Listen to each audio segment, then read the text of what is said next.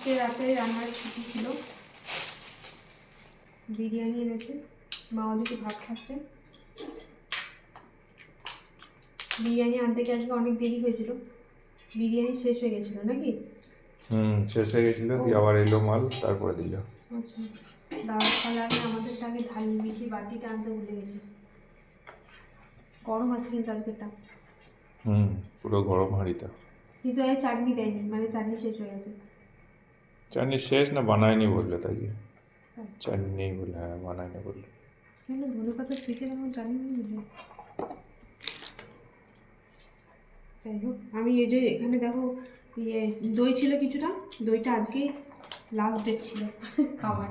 তাই ভাবলাম যে আজকে এটাকে খেয়ে নিই, তাহলে একটু মেখে নিই, একটু বিট লবণ আর ভাজা মশলা দিয়ে রেখেছি, মিশিয়েছি আর কি। তো ভালোই হলো, চাটনি নেই, এটা দিয়ে নেবে। আর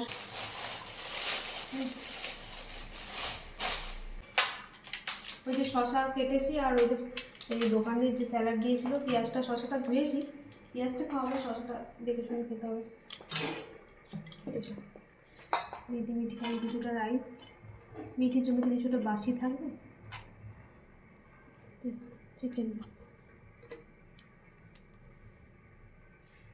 হাঁকিয়ে তুলতে হবে, কিছু করার না।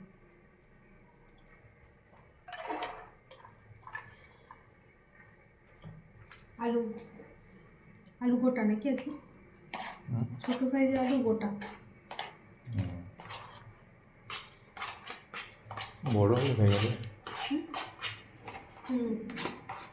বড় হলে অর্ধেকটা দেয়, আর ছোটো হলে একটু গোটা দিয়েছি। এই যে আলু আলু কেটে নিই। আচ্ছা, এটা আবার চিকেন ইয়ে করতে হবে।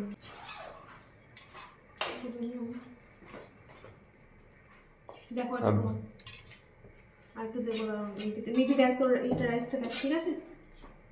আর একটু দিই, মিটি আবার সন্ধ্যাবেলা নুন, ঠিক আছে? মিটি চলে এসো।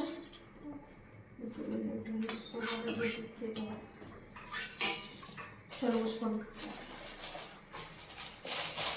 ভাত আছে তোমার, তাহলে বসে বসে ভালো লাগে। চলো বসবো।